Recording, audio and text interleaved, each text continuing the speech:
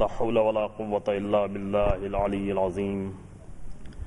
أعوذ بالله من الشيطان اللعين الرجيم. بسم الله الرحمن الرحيم.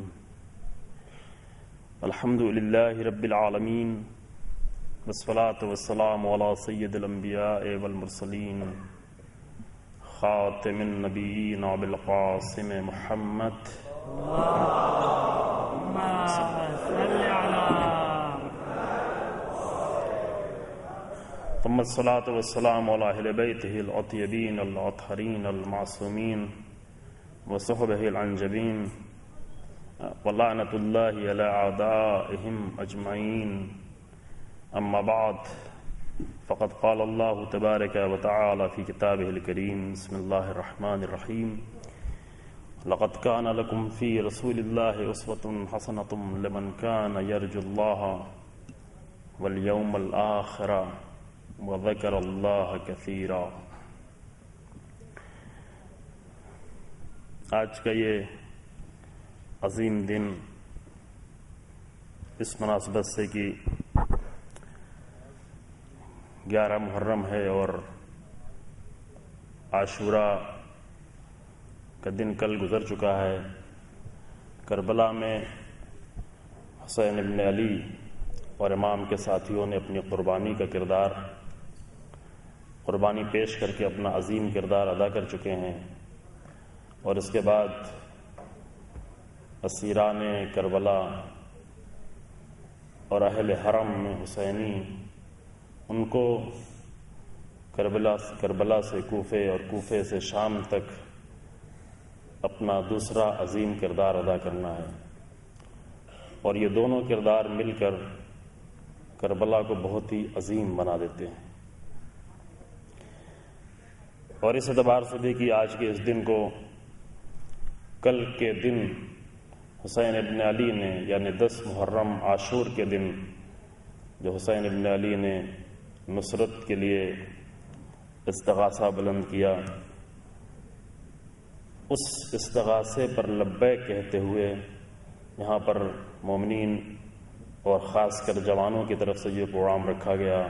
لداخ کے محترم جوان جنہوں نے اپنی غیرت دینی کا ثبوت دیتے ہوئے یہ پروگرام رکھا ہے، در حقیقت امام حسین علیہ السلام کے استغاثے پر لبیک کہنا ہے. امام نے عصر عاشور چند استغاثے بلند کیے. ہمارے ہاں جو مشہور جملہ ہے وہ زیادہ تر معتبر مقاتل میں نہیں ہے. ہم جو کہتے ہیں وہ حل من ناصر ینصرنا، لیکن اور کتابوں میں اسی سے بالکل ملتا ہوا جملہ ہے. کہیں پر حل من معین یعیننا، مطلب دونوں کا ایک ہی ہے. کون ہے جو میری عون و نصرت کے لیے آئے؟ حل من مغیث یرجو اللہ باغاثتنا، کون ہے کہ جو اللہ کو چاہتے ہوئے اور اللہ سے امید رکھتے ہوئے میری مدد کو آئے. اور ایک جملہ جو تمام مقاتل میں موجود ہے وہ یہی جملہ ہے جو بھی آپ سن چکے ہیں اسٹیج سے. فرمایا امام نے: حل من غاب یذب عن حرم رسول اللہ، کون ہے جو حرم رسول اللہ کی حفاظت کے لیے آئے. پہلے معنی ہمارے ذہن میں فوراً جو آتا ہے وہ یہی آتا ہے کہ حرم سے مراد اہل حرم ہے جن کو حسین ابن علی اپنے ساتھ لے کے آئے ہیں. اس میں کوئی شک نہیں ہے کہ وہ اہل حرم بھی ہیں، لیکن حرم رسول اللہ کا دائرہ اور وسیع ہے. ہر وہ چیز، ہر وہ ذات، ہر وہ پیغام، ہر وہ مقصد جو رسول اللہ کے نزدیک محترم ہے اور جس کی حرمت ہے، اور سب سے بڑھ کر خود رسول اللہ کی حرمت اور رسول اللہ کا احترام، قرآن کی حرمت اور قرآن کا احترام، ان سب کی حفاظت کے لیے حسین ابن علی نے عصر عاشور آواز استغاثہ بلند کی. اور یہ آواز استغاثہ صرف عصر عاشور کے لیے نہیں بلکہ حسین ابن علی کی یہ آواز قیامت تک گونجتی رہے گی. جو بھی اس آواز استغاثہ پہ لبیک کہتے ہوئے آگے بڑھ جائے، آج وہ اپنے آپ کو کاروان حسینی میں شامل کرنے کے لیے تیار کر چکا ہے. حسین ابن علی صرف اپنے خیمے میں موجود بچوں اور بیویوں کی حفاظت کے لیے حل من ناصر کی آواز نہیں بلند کر رہے تھے، کیونکہ اگر بچوں کی حفاظت کرنی ہوتی، اگر بیویوں کی حفاظت کرنی ہوتی تو سب سے پہلے تو امام انہیں کربلا لاتے ہی نہ، اور اگر کربلا لائے تھے تو سب کے گزر جانے کے بعد، سب کے شہید ہو جانے کے بعد، سب کی قربانیاں پیش کر دینے کے بعد حسین ابن علی خود کو بچاتے کہ اپنے اہل حرم کی حفاظت کریں، لیکن اس وقت حسین ابن علی کی نگاہ میں خیمے میں موجود حرم سے بڑھ کر وہ حرمت رسول اللہ تھی اور حرمت دین اور حرمت قرآن تھی، جس کی حفاظت کے لیے مقتل تک آئے۔ حرم کو تنہا چھوڑا، اہل حرم کو تنہا چھوڑا اور خود خیمے کی طرف آگے بڑھے، خود مقتل کی طرف آگے بڑھے اور اپنی عظیم قربانی پیش کر کے حرمت پیغمبر اعظم اور حرمت پیغمبر اکرم صلی اللہ علیہ وآلہ وسلم کا دفاع کیا۔ آج آپ کی خدمت میں جو تھوڑی سی گفتگو عرض کرنی ہے، میں نے قرآن کی ایک آیت بھی سرنامے کلام کے طور پر خطاب اور تبرک کے طور پر آپ کی خدمت میں پیش کی۔ سورہ احزاب کی 21 نمبر کی آیت کریمہ ہے، جس میں ارشاد ہوا، صرف ترجمے کی حد تک آپ کی خدمت میں پیش کرتا ہوں۔ فرمایا کہ لَقَدْ كَانَ لَكُمْ فِي رَسُولِ اللَّهِ أُسْوَةٌ حَسَنَةٌ لِمَنْ كَانَ يَرْجُو اللَّهَ وَالْيَوْمَ الْآخِرَ وَذَكَرَ اللَّهَ كَثِيرًا۔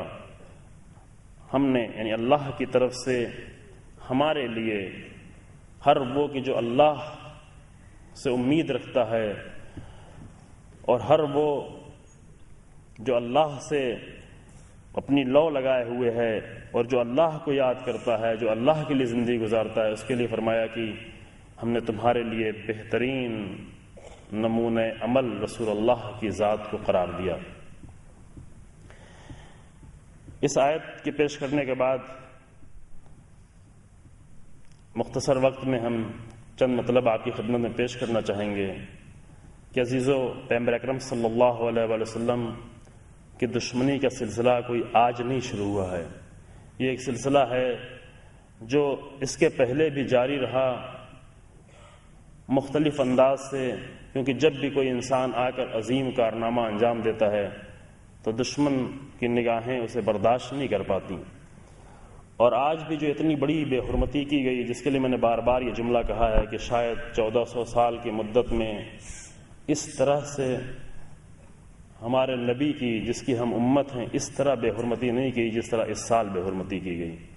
لہذا اس سال کا محرم بھی خاص محرم تھا اور ہم اکٹھا بھی ہوئے ہیں اس خاص مقصد کے لیے کہ آئیں ہم جس طرح بھی ممکن ہو سکے، کوئی ایک طریقہ تنہا کافی نہیں ہے، جس طریقے سے ممکن ہو سکے اس طریقے سے اس نبی کا اور اس نبی کی حرمت کا دفاع کریں کہ جس کی ہم امت ہیں۔ عزیزو، اس دنیا میں 3 طرح کے لوگ موجود ہیں۔ اس تھوڑے سے مقدمے کی طرف آپ توجہ فرمائیں گے تاکہ ہم اپنے اصلی بیان کی طرف حاضر آ سکیں۔ 3 طرح کے لوگ اس کائنات میں موجود ہیں، موجود رہے ہیں اور رہیں گے۔ ایک گروہ ہے جو مصلحین کا گروہ ہے، جو اصلاح کرنے والوں کا ہے، جو بگڑی ہوئی شکل معاشرے کی اور سوسائٹی کی بگڑی ہوئی شکل پر خاموشی سے اسے بیٹھا نہیں جاتا اور وہ تبدیلی چاہتا ہے، معاشرے کی ہر مشکل کو دور کرنا چاہتا ہے، خرابیوں کو دور کرنا چاہتا ہے، اصلاح چاہتا ہے۔ اصلاح میں سب سے بڑا کردار ادا کرنے والی جو ذوات تھیں وہ خود انبیاء علیہ السلام اور ائمہ علیہ السلام تھے، جنہوں نے اپنی زندگی کے تمام لمحات سے اور اپنی زندگی کے تمام صلاحیتوں اور قوتوں سے استفادہ کرتے ہوئے معاشرے کو تبدیل کیا، اور تبدیل کرنے کا نتیجہ بھی ہم دیکھ رہے ہیں۔ اگر دنیا میں کہیں بھی خوبیاں نظر آ رہی ہیں، اگر کہیں بھی ویلیوز نظر آ رہی ہیں، اس کے لیے ضروری نہیں ہے کہ حتماً مسلمان ہو، حتماً نبی کا ماننے والا ہو، حتیٰ کسی بھی انسان میں کہیں بھی اگر کہیں ویلیوز اور اقدار اور قدریں اور فضیلتیں نظر آتی ہیں تو یہ سب در حقیقت انبیاء کی محنتوں کا نتیجہ ہے جو ڈائریکٹ یا انڈائریکٹ طور پر لوگوں تک پہنچا ہے، اور یہ سلسلہ جاری ہے۔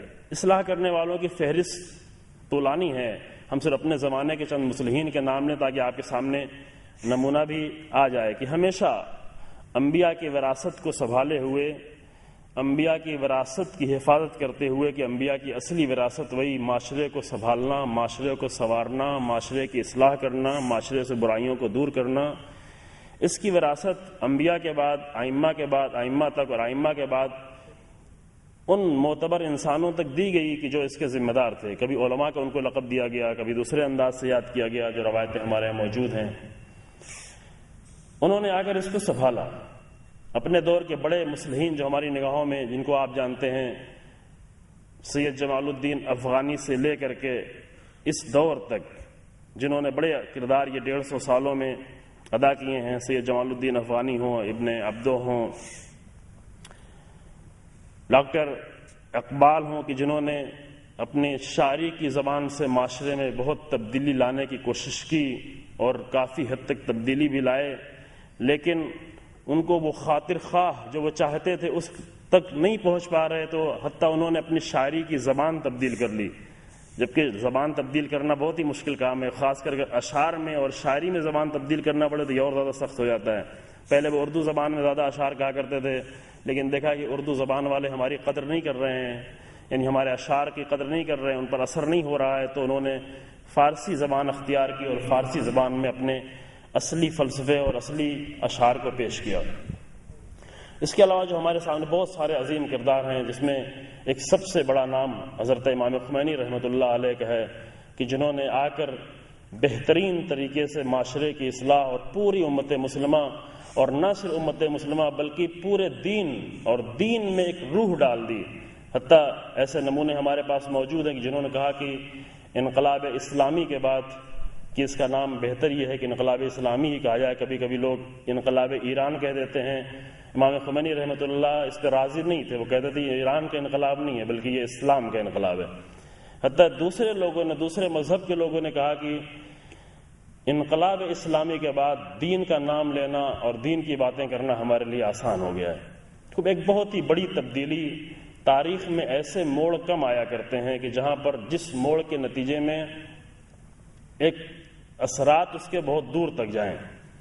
مثلا ابھی جس مادیت اور میٹرلزم کے ہم شکار ہیں اور اس نے ہمیں اس حد تک تباہی تک پہنچا دیا ہے پوری انسانیت اور پوری بشریت کو، وہ ایک دو دن میں نہیں ہوا، یہ 450 سال 500 سال کا سفر ہے کہ ابھی ہم وہاں سے لے کے یہاں تک پہنچے ہیں، 15ویں صدی ہجری سے لے کر کے ابھی تک، یعنی 500 سالوں کے بعد 400 سالوں کے بعد اس کے پورے اثرات ہمارے سامنے آئے۔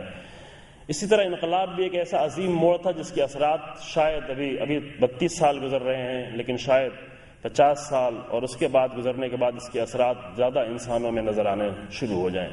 یہ ایک عظیم حقیقت تھی جو ہمارے سامنے پیش آئی، اور اس میں اور دوسری شخصیتیں، شہید مطہری جیسا انسان، امام موسیٰ صدر جنہوں نے جا کے لبنان کی سرزمین کو اور لبنان کے مومنین کو زمین سے اٹھا کر آسمان تک پہنچانے میں علمی اعتبار سے، ٹیکنالوجی میں، سائنس میں، اقتصاد میں، تمام میدانوں میں ان کو وہ عظمت عطا کی، اور وہ جوان کی جو بدترین شکل میں اور ذلت کے ساتھ لبنان کی سرزمین پر زندگی گزارتے تھے، آج وہ نہ صرف یہ کہ اپنی زمین کے لیے بلکہ تمام شیعت کے لیے، حتیٰ مسلمانوں کے لیے عزت اور شرف کا سبب بن گئے ہیں۔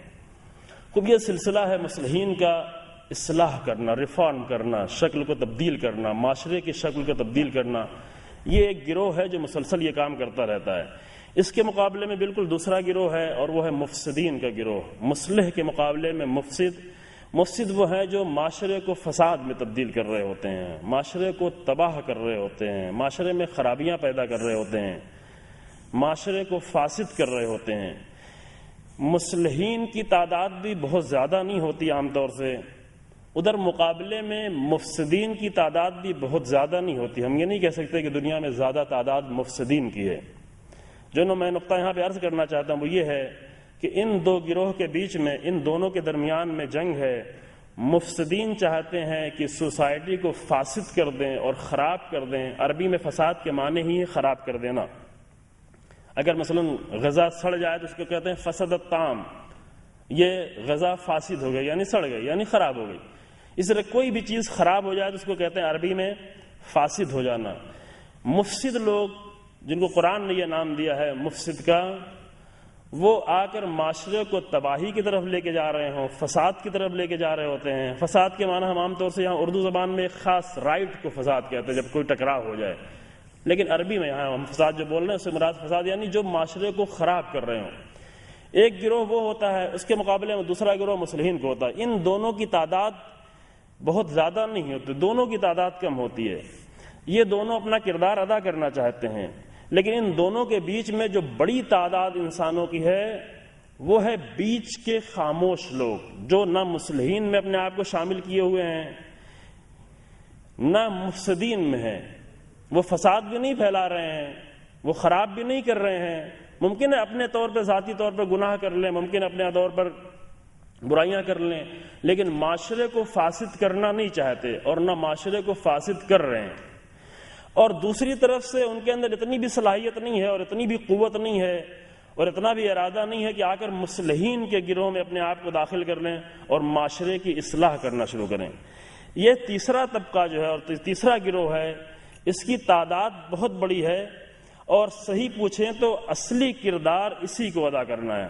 آپ کہیں گے یہ کیسے ممکن ہے، کیونکہ کردار تو مصلح اور مفسد ادا کر رہے ہوتے ہیں۔ مصلح وہ ہوتا ہے جو معاشرے کو اچھا بنا رہا ہوتا ہے، مفسد وہ ہوتا ہے جو معاشرے کو خراب کر رہا ہوتا ہے۔ پھر یہ تیسرے گروہ کا کردار کیسے سب سے بڑا ہوتا ہے؟ میرا عرض کرنے کا مطلب یہ ہے کہ یہ تیسرا گروہ جو سب سے بڑا طبقہ ہے اور سب سے بڑا گروہ ہے، وہی سب سے بڑا کردار ادا کر سکتا ہے اس شکل میں کہ اگر وہ خاموش ہو جائے تو مفسدین کو میدان ملتا چلا جاتا ہے اور معاشرے کو فساد کرتے میں تبدیل کرتے چلے جاتے ہیں۔ اور اگر یہ تیسرا طبقہ مصلحین کے ساتھ ہو جاتا ہے تو صاحبان اصلاح آ کر حق کو غالب کر دیتے ہیں۔ اس لیے ہم نے کہا کہ اگرچہ سب سے بڑا کارنامہ مصلحین کو انجام دینا ہے، لیکن معاشرے میں سب سے بڑا کردار جو ادا ہوتا ہے وہ بیچ کے طبقے کے ذریعے سے یہ دیکھنا ہوتا ہے کہ یہ بیچ کا طبقہ کدھر جا رہا ہے۔ اگر اب یہ بھی نہیں ہے کہ وہ فساد والوں کی طرف جا رہا ہے، ضروری نہیں ہے کہ مفسدین کی طرف جائے تو کہا جائے کہ یہ فساد والوں کی طرف فساد کی مدد کر رہا ہے، نہیں، بلکہ اگر فساد والے اپنا کردار ادا کر رہے ہوں، گمراہی والے اپنا کردار ادا کر رہے ہوں، اہل اصلاح اپنا کردار ادا کر رہے ہوں، بیچ میں انسان اگر خاموش بھی رہے تو یہ خود بخود فساد والوں کی مدد ہو جاتی ہے۔ اس نقطے کی طرف آپ توجہ فرمائیں۔ یعنی ضروری نہیں ہے کہ حتماً جا کر اہل فساد کا ساتھ دے اور ان کی مدد کرے، نہیں، ان کا سکوت خود سبب بنتا ہے کہ مفسد اپنے اقدام میں آگے بڑھ جاتے ہیں۔ وجہ کیا ہے؟ وجہ یہ ہے کہ مصلحین بھی اپنا کردار ادا کریں گے، لیکن مصلحین کے سامنے کچھ باؤنڈیشنز ہیں، کچھ مجبوریاں ہیں، وہ ہر کام نہیں کر سکتے، وہ انسانی اصولوں کو نہیں توڑ سکتے، وہ اپنے کردار کو نہیں چھوڑ سکتے، وہ غلط راستے نہیں اپنا سکتے۔ مصلح ہوں گے، اصلاح کرنا چاہیں گے، لیکن غلط راستوں کے ذریعے سے اصلاح نہیں کریں گے۔ ادھر مفسدین فساد کو پھیلانے کے لیے ہر راستہ اپناتے ہیں، ہر طریقے اختیار کرتے ہیں، لہذا ان کے سامنے میدان بہت زیادہ کھلا ہوتا ہے، چونکہ سارے راستوں کو اپنا سکتے ہیں، لہذا تیزی سے مفسدین کو مختلف طریقے سے، کبھی لالچ سے، کبھی خوف سے، کبھی دوسرے طریقوں سے اپنے ساتھ کر لیتے ہیں۔ وہ جان بھی نہیں پاتے کہ ہمارے ساتھ ہیں۔ خوف مسلط کر کے انسان کو خاموش کر دینا، یہ خود مفسد کے ساتھ ہو جانا ہے، اور یہ کام وہ کر لیتے ہیں۔ لیکن وہ جو اہل حق ہیں وہ کبھی یہ راستہ نہیں اپنا سکتے۔ اہل حق کبھی خوف نہیں مسلط کر سکتے، اہل حق جھوٹی لالچ نہیں دے سکتے، اہل حق خود غلط راستے نہیں اپنا سکتے۔ امام امیر المومنین علیہ الصلوۃ والسلام کا جملہ ہے کہ میں نہیں چاہتا کہ اپنے کو خراب کر کے تمہاری اصلاح کروں، کیونکہ ایک لاجک ہوتی ہے، ایک منطق ہے، کچھ اصول ہیں، ان اصولوں کو توڑ کر علی بن ابی طالب آگے نہیں بڑھ سکتے، لیکن علی بن ابی طالب کے مقابلے میں جو ہے وہ ہر راستہ اپنا سکتا ہے، ہر طریقہ اپنا سکتا ہے۔ اور اس صورت میں اگر امیر المومنین کا ساتھ نہیں دیا گیا، کچھ لوگ خاموشی اگر بیٹھے رہے تو یہ خود بخود اہل فساد کا ساتھ ہو جایا کرتا ہے۔ یہ تاریخ میں مسلسل نظر آتا رہا۔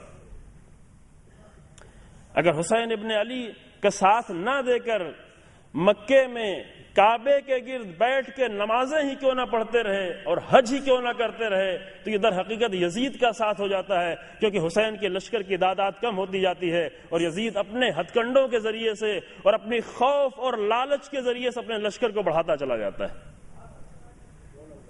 لہذا سب سے بڑا رول جو ادا کرتے ہیں، اگرچہ اللہ نے مصلحین کو بھیجا ہے کردار ادا کرنے کے لیے، لیکن مصلحین کے غلبے کے لیے اور حق کے غالب آنے کے لیے سب سے بڑا کردار جس کو ادا کرنا ہے وہ بیچ کا طبقہ ہے، جو اپنے آپ کو خاموش یہ سوچ رہا ہے کہ مجھ سے کیا لینا دینا ہے، مجھ سے کیا مطلب ہے۔ اگر انسان یہ کہہ رہا ہے کہ مجھ سے کیا مطلب ہے اور خاموش بیٹھا ہوا ہے، یہ سوچ کے کہ میں تو کسی کا ساتھ نہیں دے رہا ہوں، نہ تو میں فاسد کا ساتھ دے رہا ہوں، نہ صالح کا ساتھ دے رہا ہوں، نہ اچھے کا ساتھ دے رہا ہوں، نہ برے کا ساتھ دے رہا ہوں، تو یہ خود بخود برائی کا ساتھ ہو جاتا ہے۔ تو یہ سلسلہ تاریخ میں جاری رہا۔ اگر مصلحین کا ساتھ دینے والے اور ان کی تعداد میں اضافہ ہو جائے تو حق کا غلبہ ہو جایا کرتا ہے، توجہ فرمائیں۔ اور اگر مصلحین کے ساتھ دینے والوں کی تعداد میں کمی ہوتی چلی جائے اور خاموش ہوتے چلے جائیں تو باطل کا غلبہ ہوتا چلا جاتا ہے۔ اگر کبھی بھی تاریخ میں باطل اور برائیوں کا غلبہ نظر آئے تو انسان یہ ضرور سوچ لے کہ اس میں کچھ خاموش لوگوں کا کردار ہے جنہوں نے خاموشی سے اپنا کردار ادا کیا ہے۔ اور اگر حق کا غلبہ ہوتا ہوا نظر آئے، جیسا کہ ہم جس زمانے میں زندگی گزار رہے ہیں، الحمدللہ ایسی سرزمینیں، ایسے ویلوز موجود ہیں، ایسی جگہیں موجود ہیں کہ جہاں پر حق کے غلبے کے لیے کوشش کی جا رہی ہے اور خاموش لوگ بیٹھے ہوئے نہیں ہیں بلکہ ساتھ دے رہے ہیں۔ اس چھوٹے سے مقدمے کے بعد میں اپنے اصلی موضوع کی طرف آنا چاہتا ہوں کہ بہرحال انسان کو کردار ادا کرنا ہے۔ یہ نہیں کہہ سکتا انسان کہ ہم خاموش ہیں، ہم کوئی کردار ادا نہیں کر رہے ہیں، ہم تو اپنا کھانا کھا رہے ہیں، اپنا کما رہے ہیں، اپنے بچوں کا پیٹ بھر رہے ہیں، ہم سے لوگوں سے کیا مطلب، ہم تو خاموش ہیں۔ یہ خاموش خود کو وہ خاموش سمجھ رہا ہے، لیکن یہ خاموش انسان خود بھی ایک کردار ادا کر رہا ہے، اور وہ کردار خاموشی کا کردار ہے جو باطل کا ساتھ ہوا کرتا ہے، جس سے ہمیشہ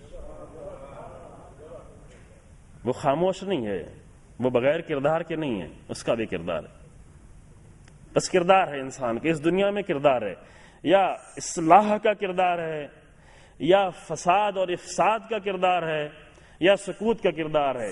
ایک کردار ہے جو معاشرے کو حق کی طرف اور اچھائیوں کی طرف لے کے آنے والا ہے، وہ اصلاح کا کردار اور اصلاح کرنے والوں کی حمایت کرنے والوں کا کردار۔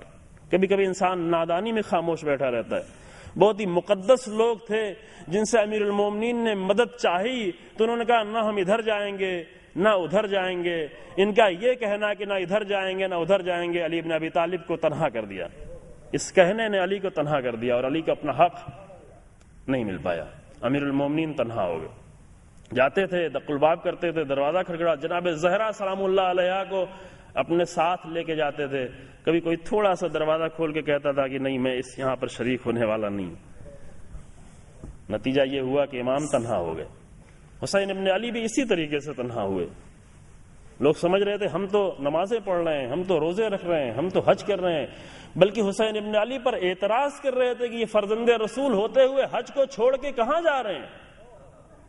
حج کو چھوڑ کے، ایک جملہ میں نے عرض کیا تھا کہ امام نے یہ خاص کر یہ وقت انتخاب کیا تھا۔ امام 4 مہینے 4 دن سے مکے میں تشریف فرما تھے، لیکن اس 4 مہینے 4 دن میں کبھی بھی امام مکے کو چھوڑ کے جا سکتے تھے، کیونکہ امام جانتے تھے کہ کیا ہونے والا ہے، لیکن امام نہیں گئے۔ آخری لمحے میں جب لوگ احرام باندھ رہے تھے اور عرفہ کی طرف جانے کی تیاری کر رہے تھے، اس وقت امام مکے سے نکلے تاکہ اس خاموش طبقے کو بیدار کر سکیں کہ دیکھو جو ہمیشہ پیدل آ کے حج کیا کرتا تھا وہ آج کیوں مکے کو چھوڑ کے جا رہا ہے، آج وہ کعبے کو چھوڑ کے کیوں جا رہا ہے، تاکہ یہ لوگ جو ساکت ہیں وہ اس کے ذریعے سے بیدار ہو جائیں۔ امام بچوں کو کربلا اس لیے لائے تاکہ اپنی قربانی دے دیتے، لیکن شاید حسین ابن علی کی قربانی سے لوگ بیدار نہ ہوتے، لیکن بچوں کی قربانی سے بہت سارے لوگ آج بھی بیدار ہو سکتے ہیں۔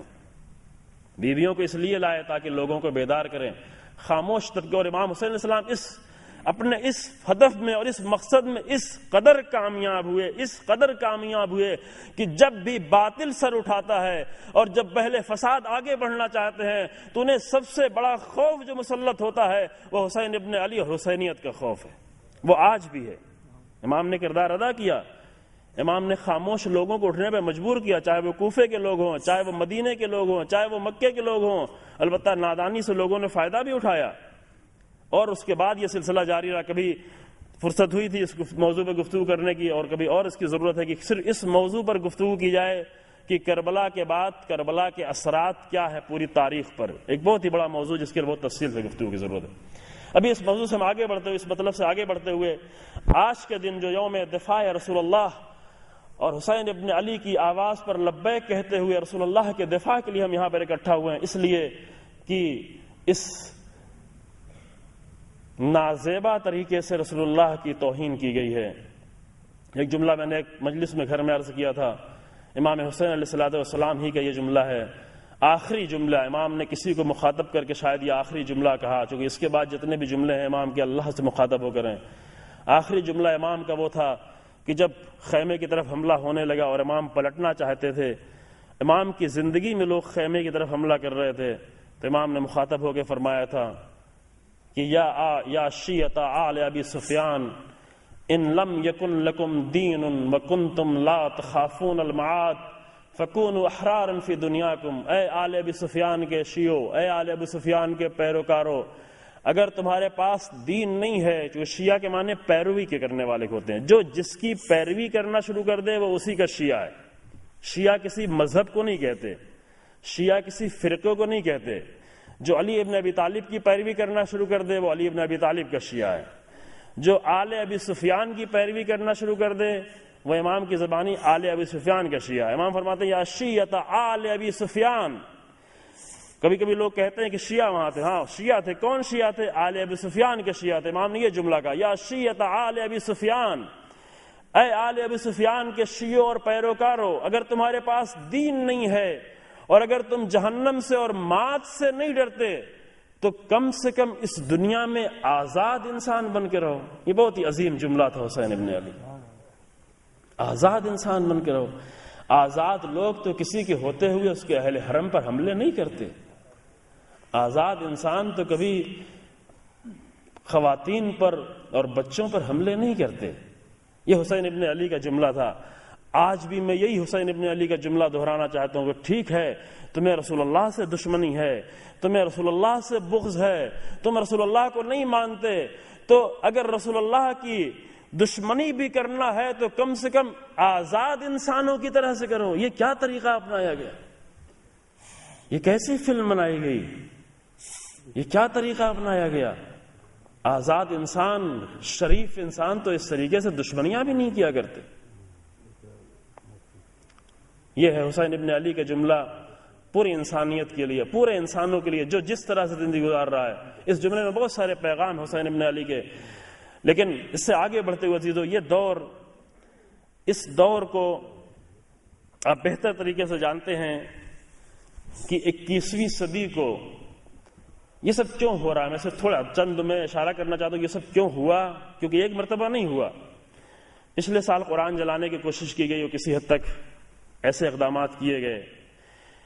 اس کے پہلے پیغمبر اکرم صلی اللہ علیہ وآلہ وسلم کے لیے نازیبا کارٹون بنائے گئے، دوسرے مقدسات پہ حملے کیے گئے۔ ابھی چند مہینے پہلے امام ہادی علیہ السلام، امام علی نقی علیہ السلام کے لیے برطانیہ کے ایک سنگر نے غلط طریقے سے البم نکالا اور نازیبا طریقے سے پیش کیا، امام کی توہین کی گئی۔ یہ سلسلہ ہے اور یہ فلم جس نے اپنی انتہا پر پہنچا دیا۔ یہ ہے کیوں؟ در حقیقت اس کی وجہ کیا ہے؟ ایک وجہ، کئی وجہیں عزیزوں، میں ساری وجہ یہاں نہیں بیان کرنا چاہتا، لیکن ایک وجہ اس کی یہ ہے کہ یہ سب کچھ ایک بوکھلاہٹ کے نتیجے میں ہے، اور وہ بوکھلاہٹ اس لیے ہے کہ دنیا کا ہر عاقل انسان مغربی نازیبا ویسٹرن کلچر سے تھک کر اور پریشان ہو کر ابھی دین کی طرف آ رہا ہے۔ یعنی واقعاً تھک گیا، شاید ابھی ہمارے جوان اس کی طرف متوجہ نہ ہو، لیکن جو اس کلچر میں غرق ہو گئے ہیں انہوں نے اندازہ کر لیا کہ یہ کلچر ہماری انسانیت اور روح اور انسان کی حتی ہمارے ظاہری ترقیوں کے راہ میں بھی سب سے بڑی رکاوٹ اور تباہی ہے، تھکا ہوا انسان۔ لہٰذا یہ خود کہا گیا 21ویں صدی دین کی طرف پلٹنے کی صدی۔ سن 2001 میں ایک بہت بڑی کانفرنس نیو یارک میں بلائی گئی UN کی طرف سے، جس میں تمام دین کے لیڈروں کو دعوت دی گئی کہ آ کر راستہ پیش کریں لوگوں کی نجات کا، اپنا مکتب پیش کریں 2001 میں۔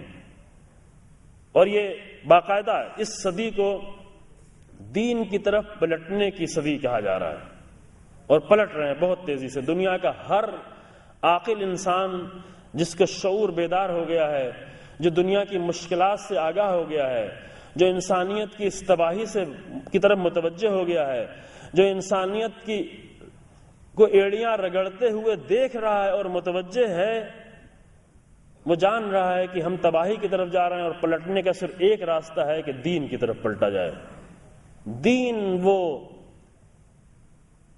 گوارا پانی ہے جو انسان کی روح کی پیاس کو سیراب کر سکتا ہے۔ دین وہ حق ہے جو انسان کی پیاس کو بجھا سکتا ہے۔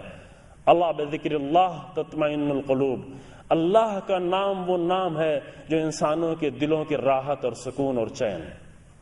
اس کی طرف انسان متوجہ ہوا، اور تیزی سے جو لوگ جانتے ہیں وہ آگاہ ہیں اچھی طریقے سے کہ پچھلے 20 سالوں میں کس قدر تیزی سے اور کتنی بڑی تعداد میں لوگ ویسٹرن دنیا میں، افریقہ میں اور دوسری جگہوں پر، ہماری ایشیا کی دنیا کی ایک مشکل یہ ہے ہمارے ایشیا کی کہ لوگوں میں تعصب بہت زیادہ ہے، خاص کر دینی تعصب بہت زیادہ ہے۔ دینی تعصب ایک اعتبار سے اچھا ہوتا ہے اگر حق کے لیے انسان تعصب کے لیے اٹھے اور اپنے دین کو بچانے کے لیے کوشش کرے۔ اس اعتبار سے تعصب اچھی چیز ہے کہ اگر حق کے لیے تعصب ہو اور صحیح چیز کے لیے تعصب ہو، لیکن اکثر تعصب جو ہوا کرتے ہیں باطل کے لیے ہوتے ہیں، خرافات کے لیے ہوتے ہیں، برائیوں کے لیے ہوا کرتے ہیں۔ اس تعصب کی بنیاد پر ایشیا میں ابھی اتنی بیداری نہیں آئی، تعصب انہیں روکے ہوئے ہے، آگے نہیں بڑھنے دے رہا، ان کے قدم پہ زنجیریں لگائے ہوئے، ان کی فکروں میں زنجیریں لگائے ہوئے، سوچنے کا موقع ہی نہیں دے رہا ہے، کیونکہ تعصب انسان کو سوچنے نہیں دیتا۔ تعصب انشاءاللہ متوجہ ہے اس جملے کی طرف جو بولا بھی جاتا ہے، تعصب انسان کی فکری صلاحیتوں کو چھین لیتا ہے۔ بہت ہی محدود دائرے میں انسان سوچ رہا تو صرف اتنا سوچتا ہے جتنا اس کو تلقین کیا گیا ہے، اس کے آگے وہ سوچ بھی نہیں سکتا۔ لیکن دوسری دنیا میں ابھی ایسا نہیں ہے، تعصبات ختم ہو رہے ہیں اور دھیرے دھیرے ختم ہوں گے، ہر جگہ یہاں بھی ختم ہونا ہے۔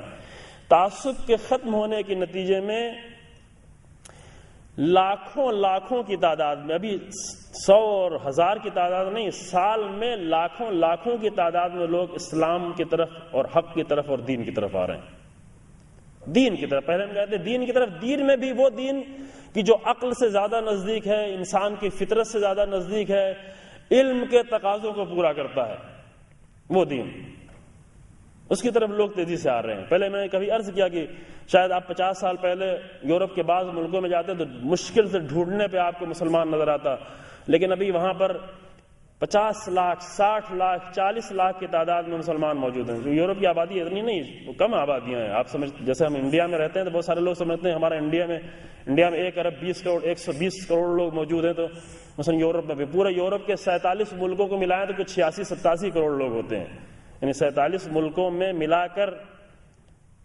نہیں، یہ افریقہ میں 86-87 کروڑ ہوتے ہیں، یورپ میں 1 ارب 10 کروڑ لوگ ہوتے ہیں، اتنی، یعنی پورے انڈیا سے بھی کم۔ یورپ کے 47 ملکوں کی تعداد انڈیا سے بھی کم ہے۔ سب سے بڑے 3 جو ملک ہیں اس میں 7 کروڑ 6.5 کروڑ اور 8 کروڑ کی آبادی جرمنی، فرانس اور برطانیہ میں، باقی 3.5 کروڑ 2 کروڑ، حتیٰ ایسے ملک ہیں جہاں پہ 35,000 40,000 70,000 کی آبادیاں۔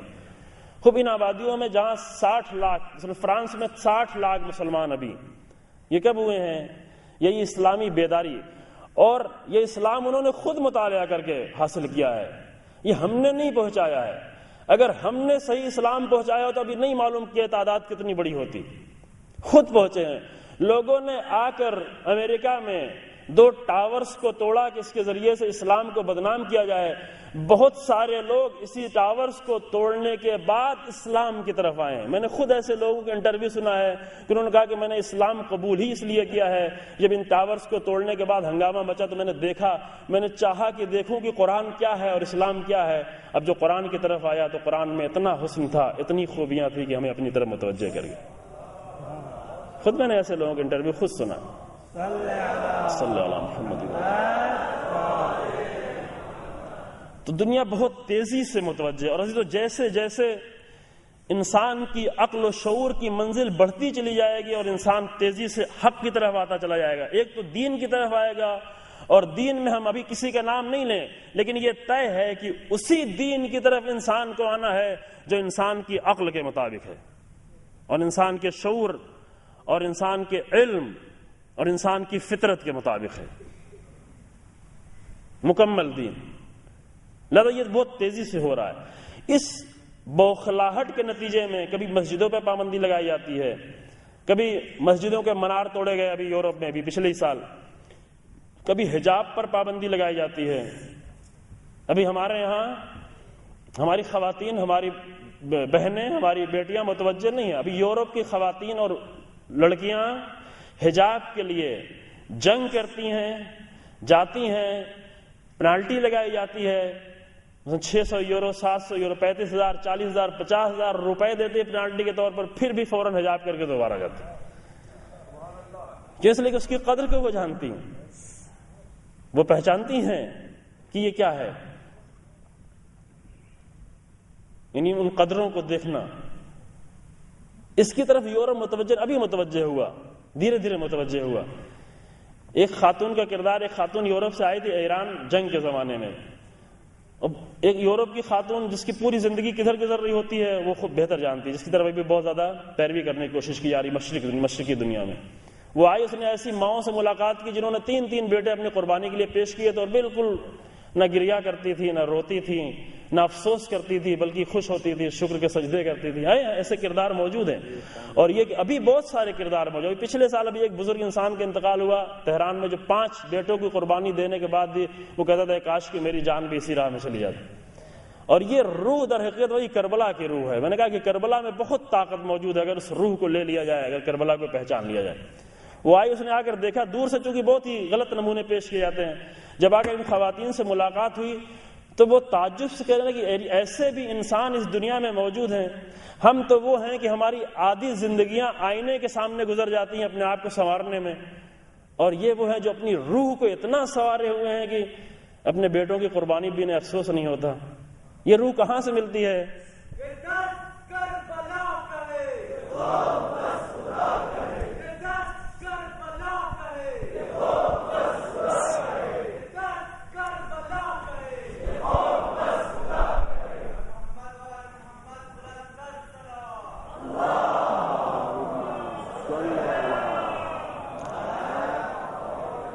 یہ سارے اقدامات جو کیے جا رہے ہیں انتہائی نفرت کے عالم میں, انتہائی بغض کے عالم میں, لیکن نہایت ہی جاہلانہ, نہایت ہی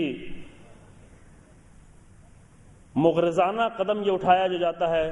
اور اس کی اصلی وجہ یہی ہے کہ چونکہ بوکھلا گیا ہے آج کی دنیا, باطل دنیا بوکھلائی ہوئی ہے. اسلام کے حق کو دیکھتے ہوئے, رسول اللہ کی نورانیت کو دیکھتے ہوئے, کربلا کی روح کو دیکھتے ہوئے دنیا گھبرائی, پریشان. لہذا ایک طرف ہمیں دفاع کرنا ہے, آوازوں کو روکنا ہے ایسے اقدامات سے, چونکہ ایک مسلمان یہ گوارا نہیں کر سکتا. ہم نے ایک جملہ کہا تھا, اگر آج حسین ابن علی ہوتے اور رسول اللہ کی اس طرح توہین کی جاتی تو حسین ابن علی آج کیا کرتے. اس پہ سوچنے کی ضرورت ہے. البتہ اس کا مطلب یہ نہیں کہ صرف نعرے لگائے جائیں اور صرف چند مظاہرہ کر لیں. یہ بھی ضروری ہے, یہ ضروری ہے تاکہ دنیا کے سامنے آواز جائے, تاکہ لگے کہ یہ بے غیرت نہیں ہے مسلمان.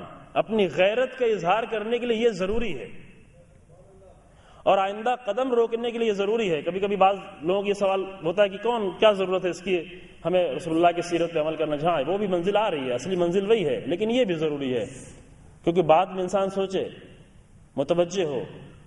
کیونکہ انہوں نے دھیرے دھیرے ایک ایک کر کے, ہمارے ایک بزرگوار استاد انہوں نے بہت اچھی بات بیان کی, دھیرے دھیرے پہچان کے پہلے انہوں نے مسلمان امتوں کی اندر اس کی توہین کی, مسلمانوں کی توہین کی, مسلمان حاکموں کی توہین کی. اس کے سارے نمونے موجود ہیں آپ کی نگاہوں کے سامنے, ابھی فرصت نہیں کہ میں اس کو تفصیل سے بیان کر سکوں. مسلمان حاکموں کو اس قدر توہین کی, اس قدر توہین کی کہ تب وہ خود اپنے آپ کو حقیر اور ذلیل سمجھنے لگے. حاکم, مسلمان ملکوں کے حاکم معمولی بھی نہیں ہے, بڑے بڑے ملکوں کے حاکم, اپنے آپ کو حقیر اور ذلیل سمجھنے لگے، مسلمان حکمراں کی توہین کی، مسلمان امتوں کی توہین کی، پھر آ کر اسلامی احکام کی توہین کی، کبھی حجاب کا مذاق اڑایا، کبھی اسلامی قصاص، دیات، کبھی ویمن رائٹس کے نام پر، کبھی ہیومن رائٹس کے نام پر۔ تم نے جو ہیومن رائٹس بنائے ہیں وہ اسلام قبول نہیں کر سکتا، کیونکہ اسلام نے جو ہیومن رائٹس بنائے ہیں اس میں اسلام کی روح کی طرف، انسان کے روح کی طرف بھی توجہ ہے، انسان کے جسم کی طرف توجہ ہے، لیکن تم نے جو ہیومن رائٹس بنائے ہیں اس میں صرف انسان کے جسم کی طرف توجہ ہے، تو اسلام اسے قبول نہیں کر سکتا، یہ طے ہے کہ قبول نہیں کر سکتا۔ تم نے ویمن رائٹس جتنے بنائے ہیں اس میں صرف عورتوں کو ایک جھوٹی آزادی دینے کا نام دیا ہے، لیکن اسلام خواتین کو حقیقی آزادی دیتا ہوا ہے اور حقیقی آزادی دینا چاہتا ہے۔ اسلام آزادی دینا چاہتا ہے۔ حجاب کو کہتے ہیں کہ یہ خلاف ہے ہیومن رائٹس کے، لیکن حجاب پابندی نہیں ہے، حجاب در حقیقت حقیقی آزادی ہے۔ حجاب آزادی ہے، حجاب باؤنڈیشن نہیں ہے، بلکہ حجاب ایک پروٹیکشن ہے، ایک حفاظت ہے انسان کی، انسان کو بہت ساری چیزوں سے محفوظ کرنے کے لیے حجاب ہے۔ البتہ ہاں، حجاب میں ہو تو سارے کام کر سکتے ہیں، یہ غلط تصورات پیش کیے گئے کہ انسان کو بند کر دے، خواتین کو محدود کر دے، نہیں، اسلام کہتا ہے کہ نہیں۔ حتیٰ رسول اللہ کے زمانے میں خواتین میدان جنگ میں جاتی تھیں، سب سے زیادہ مرہم پٹی اور حفاظت کا کام خواتین کیا کرتی تھی رسول اللہ کے زمانے میں۔ حتیٰ ایسے واقعات موجود ہیں کہ جب رسول اللہ کی حفاظت کرنے والے کم رہ گئے تو خواتین نے آ کر رسول اللہ کی حفاظت کی، میدان جنگ میں گئیں، جہاد کیا اور شہید ہوئیں۔ رسول اللہ نے ایسا نہیں، رسول اللہ نے مسجدوں پر پابندی لگائی تھی، مسجد نبوی میں باقاعدہ 2 راستے بنا دی، ادھر سے خواتین آئیں گی، ادھر سے مرد آیا کریں گے، مرد نماز پڑھتے تھے، عورتیں بھی نماز پڑھتی تھیں، عورتیں پورا کردار ادا کرتی تھیں۔ مطلب وہ اسلام کی جو افغانستان سے اور نہیں معلوم القاعدہ سے اٹھ کے آتا ہے وہ حقیقی اسلام نہیں ہے، کہ جہاں پر بقول بعض بزرگان کے کہ خواتین کے اوپر پورا ایک خیمہ ڈال دیا جاتا ہے کہ حتیٰ دیکھنا بھی ان کے لیے مشکل، اس میں کچھ سوراخ کر دیا جاتا ہے کہ ادھر سے دیکھنا شروع کر دو۔ بعض حجاب ایسے ہوتے ہیں کہ دوسرے لوگوں کو حجاب سے روک دیتے ہیں، شہید مطہری رحمۃ اللہ علیہ کی جملہ ہے، بعض لوگ اس طرح سے حجاب کرتے ہیں کہ اس حجاب کو دیکھ کے دوسرے لوگ یہ تصور کرتے ہیں کہ اگر یہی حجاب ہے تو پھر تو نہیں کیا جا سکتا۔ نہیں، اسلام ایک مناسب شکل، مناسب عزت، مناسب احترام دیتا ہے، اپنی بھی حفاظت کریں اور کام بھی کریں۔ ابھی چند سال پہلے ہم ایران میں تھے، وہاں پہ خبر سننے جو وہاں پورے ملک کا ایک ساتھ کمپٹیشن ہوتا ہے، خاص کر سارے علمی کمپٹیشن، ساری یونیورسٹیوں کے ایک ساتھ۔ وہاں کمپٹیشن میں ابھی پچھلے سال کی یہ بات ہے کہ 48% لوگ جو اس کو کوالیفائی کیا، جن لوگوں نے 48% لڑکوں نے یعنی مردوں نے کوالیفائی کیا، اسٹوڈنٹ جوانوں نے، اور 52% لڑکیوں نے کوالیفائی کیا۔ اسلام میں کوئی علم کی پابندی نہیں ہے، اور خاص کر میڈیکل سائنس میں اس سال کی خبر تھی کہ 40% لڑکے تھے اور 60% لڑکیاں تھیں میڈیکل سائنس میں۔ اسلام اس لیے نہیں ہے کہ پابندیاں لگائے، لہذا آپ خوب ابھی جو لوگ متوجہ ہو گئے ہیں وہ اس کو اپنی عزت سمجھتے ہیں، جو متوجہ نہیں ہیں وہ اس کو حقارت سمجھتے ہیں، نہیں معلوم، چونکہ احساس کمتری کا شکار ہیں، کیونکہ اتنا توہین کی، اتنا تلقین کی، اتنا پروپیگنڈا کیا، اتنی فلمیں بنائی، نہیں معلوم کیا کیا کیا کہ مسلمان حکماں اپنے آپ کو احساس کمتری کا شکار ہے، مسلمان امت احساس کمتری کا شکار ہے، مسلمان جوان احساس کمتری کا شکار ہے، مسلمان خواتین احساس کمتری کے شکار ہیں، اور وہ توہین کرتے گئے، توہین کر کر کے ان کے اندر یہ احساس پیدا کر دیا۔ جیسے یہاں کبھی ہوتا تھا کہ جو لوگ زمیندار ہوا کرتے تھے، جو لوگ نواب ہوا کرتے تھے، اس قدر توہین سے دوسرے انسانوں کو دیکھتے تھے کہ وہ خود بخود ان کو یقین ہو جاتا تھا کہ ہم اسی لیے پیدا ہو، ہماری حیثیت جانوروں جیسی ہے، وہ اپنے آپ کو انسان سمجھتے ہی نہیں تھے۔ لیکن اسلام نے آ کر 1400 سال پہلے سے یہ عزت دینا شروع کی، حتیٰ ممکن ہے بعض مسلمان بھی یہ کر رہے ہوں، لیکن اس لیے کرتے ہیں کہ وہ اسلامی روح سے بے خبر ہیں، آشنا نہیں ہے۔ خوب یہ سلسلہ آگے بڑھتے بڑھتے کہاں تک پہنچا؟ اسلامی احکام کی توہین کی، اور اسلامی احکام کی توہین کرنے کے بعد جب یہاں پر بھی حاکم، مسلمان، علماء، لوگ ساکت رہے تو ان کی جرأتیں آگے بڑھ گئیں، اور اسلامی رکن کی آ کر، اسلامی پلرز کی آ کر انہوں نے توہین کرنا شروع کی، یعنی اگر قرآن کی توہین کی، رسول اللہ کی توہین کی، ائمہ کی توہین کی، سب کی توہین کی۔ یہ رکن دین، اسلام کے رکن، اسلام کے پلر، اسلام کی اصل وہ رسول اللہ کی ذات ہے، وہ قرآن ہے، اور رسول اللہ ہی اور قرآن کا نتیجہ اور اسی کا سلسلہ آگے جو ائمہ علیہ السلام، یہ ایک مرتبہ نہیں آئے، دھیرے دھیرے آئے۔ لہذا اپنے غیرت کا ثبوت دینے کے لیے ضروری ہے کہ انسان آئے بھی، اظہار بھی کرے تاکہ انسان، لیکن اتنا وہ بھی جانتے ہیں کہ جب ہم کچھ کریں گے تو کچھ مسلمان غیرت میں جذبات میں آ کے نعرے لگائیں گے پھر خاموش ہو جائیں گے، اتنا وہ بھی جانتے ہیں۔ جو فلم بنا رہا ہے وہ جانتا ہے کہ جب یہ فلم بنائیں گے، پہلے 10-12 منٹ کی فلم انٹرنیٹ پر ڈالی، جو لوگ دیکھے ہیں جنہوں نے بتایا، میں نے خود نہیں دیکھی، اور اس کے بعد ابھی پوری 2 گھنٹے سے زیادہ کی فلم جو انٹرنیٹ پہ پڑی ہوئی ہے، بعض ملکوں میں پابندی ہے لیکن اور دوسری جگہوں پہ آزاد ہے، یہ موجود ہے وہاں پر۔ وہ اتنا جانتے ہیں کہ یہ فلم ہم بنائیں گے، یہ کارٹون بنائیں گے، قرآن کو جلائیں گے تو کچھ مسلمان جذبات میں آ کر سڑکوں پہ آئیں گے، نعرے لگائیں گے، اتنا تو ان کو بھی خبر ہے۔ یہ پورا کام نہیں ہے، یہ بھی ضروری ہے، عرض کیا کہ یہ بھی ضروری ہے، اور بہتر طریقے سے۔ اس کا مطلب یہ نہیں کہ توڑ پھوڑ کرے اور نامناسب حرکات کرے، کیونکہ قاعدہ وہی ہے کہ اگر اچھے بھی کام کرنا ہے تو برے راستے اپنائے نہیں جا سکتے، یہ دین کا قاعدہ ہے۔ اگر اچھے کام کرنے کے لیے کتنا ہی محترم کام ہو، غلط راستہ نہیں اٹھایا جا سکتا، کسی کی دکان نہیں توڑی جا سکتی، کسی کی گاڑی نہیں جلا سکتی، کسی کے گھر نہیں تباہ کیا سکتی، یہ کہ اسلام اس بات کی اجازت نہیں دیتا، لیکن ہاں آواز اٹھائی جا سکتی، چونکہ اس وقت پوری دنیا میں سب سے بڑی طاقت جو ہے وہ آواز کی طاقت ہے۔ کبھی کبھی لوگوں کو دھوکا ہوتا ہے کہ ایٹم بم بہت بڑی چیز ہے، اسلحے بہت زیادہ چیز ہیں، نبی ایٹم بم بنا کے لوگ شکست سے دوچار ہو رہے ہیں۔ ابھی اسی محرم میں 7 دنوں میں حماس کے کچھ جوانوں نے دنیا کی چھٹی بڑی طاقت جس کے پاس 200 کی تعداد میں ایٹم بم موجود ہے اس کو شکست دی، یہی محرم میں صرف 7 دنوں میں ساری دنیا نے آ کر اعتراف کیا کہ اسرائیل کو حماس کے سامنے شکست دی۔ اسی طرح 2008 میں 22 دنوں میں شکست دی تھی، 2006 میں حزب اللہ کے جوانوں نے 33 دنوں میں شکست دی تھی۔ کس سے شکست دی؟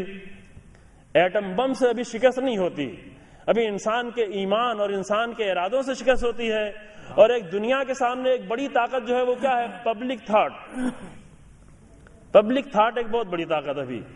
ابھی اتنے سارے چینلز ہزاروں کی تعداد میں صرف اس لیے کھولے جا رہے ہیں کہ پبلک تھاٹ چینج کیا جائے، اور کر رہے ہیں، لیکن عزیزو حق میں اتنی طاقت ہے کہ ہزاروں چینل کے مقابلے میں اگر ایک چینل سے بھی اور ایک آواز حق کی اٹھے تو وہ ہزاروں چینل کے کام باطل ہوتے نظر آئیں گے، ایک آواز پہ لوگ دھیان دیتے ہوئے نظر آئیں گے۔ لہذا آپ نے دیکھا، آپ نے 2006 میں بھی، 2008 میں بھی، ابھی بھی ممکن ہے بعض مسلمان ملکوں میں لوگوں کو خبر بھی نہیں ہوئی ہو کہ کیا ہوا، حزب اللہ نے کیا کیا، حماس نے کیا کیا، 2008 میں کیا ہوا، ابھی کیا ہوا، لیکن پوری دنیا میں احتجاج ہوا۔ کیوں؟ اس لیے کہ پبلک تھاٹ ان کی مظلومیت کے ساتھ تھا، انہوں نے اپنی مظلومیت سے پیغام دیا، اور یہ آوازیں جو اٹھائی جاتی ہیں، یہ جو مظاہرے کیے جاتے ہیں، یہ جو پروٹیسٹ کیا جاتا ہے، ان سب کی ایک بڑی وجہ یہ ہے کہ یہ پبلک تک، لوگوں تک آواز تو پہنچے، لوگ جانیں تو، باخبر بھی تو ہوں کم سے کم، لہذا یہ بھی ضروری ہے۔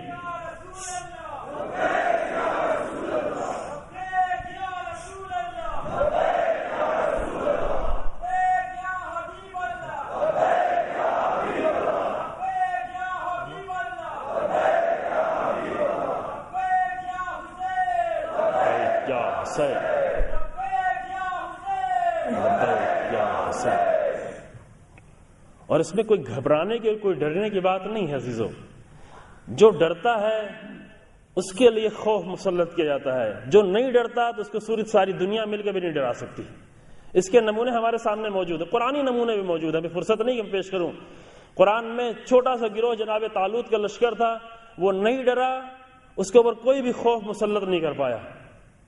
آج بھی طالوت کے لشکر کی مثالیں ہمارے زمانے میں موجود ہیں الحمدللہ، کہ چھوٹے سے لشکر نے آ کر نہیں ڈرے تو کوئی ان کو ڈرا نہیں سکا۔ اگر حق پر انسان ہے تو ڈرنے کی ضرورت نہیں، اور اسے کچھ ہو بھی نہیں سکتا ہے، لہذا یہ کام ضروری تھا۔ لیکن اصلی کام کیا کرنا عزیزو؟ بس ہماری گفتگو جو یہاں پر تھوڑی دیر توجہ فرمائیں گے، اور شاید میں زیادہ وقت نہ لوں، اور ہمارے بزرگ یہاں پر تشریف فرمائیں، ان سے استفادہ کیا جائے۔ جو بعد میں سلسلہ جاری رہنا ہے، اور جس کا الحمدللہ ان جوانوں نے، اسٹوڈنٹس نے یہ قدم اٹھایا، اور یہ سلسلہ انشاءاللہ جاری رہے مختلف طریقے سے، مختلف انداز سے،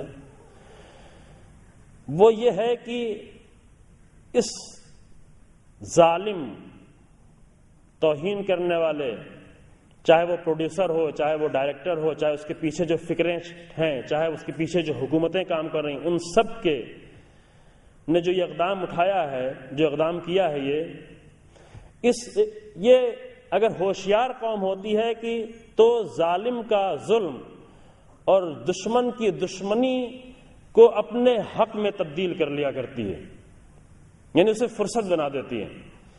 اگر ہوشیار قومیں نہیں ہوتی ہیں تو صرف چند نعرے لگا کر آگے بڑھ جاتی ہیں، لیکن اگر ہوشیار قوم ہوتی ہے تو سختیوں کو بھی فرصتوں میں تبدیل کر لیتی ہیں، جیسے کربلا والوں نے کیا۔ کربلا والے وہ تھے کہ جن کے اوپر سختیاں اور مصیبتیں ڈالی گئیں، انہوں نے سختیوں کو قیامت تک کے لیے ایک بڑی فرصت بنا دیا، واقعاً بہت عظیم فرصت۔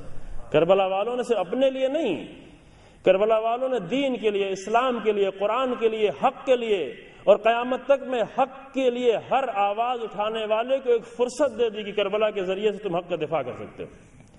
تمام سختیوں کو، سختیوں اور مصیبتوں اور دشمن کے اقدامات کو فرصت میں تبدیل کرنا ہو تو یہ ہنر انسان کو کربلا والوں سے سیکھنا چاہیے۔ فرصت یہ ہے کہ اس موقع سے استفادہ کرتے ہوئے آئیں ہم رسول اللہ سے خود آشنا ہوں، رسول اللہ کی سیرت سے آشنا ہوں اور پوری دنیا کو آشنا کریں۔ اگر دنیا رسول اللہ کی سیرت سے اور رسول اللہ کے عظیم کردار سے آشنا ہو جائے تو بہت دن نہیں گزرے گا کہ ایسے لوگ ہی دنیا میں نہیں ہوں گے جو رسول اللہ کے توہین کے بارے میں سوچیں۔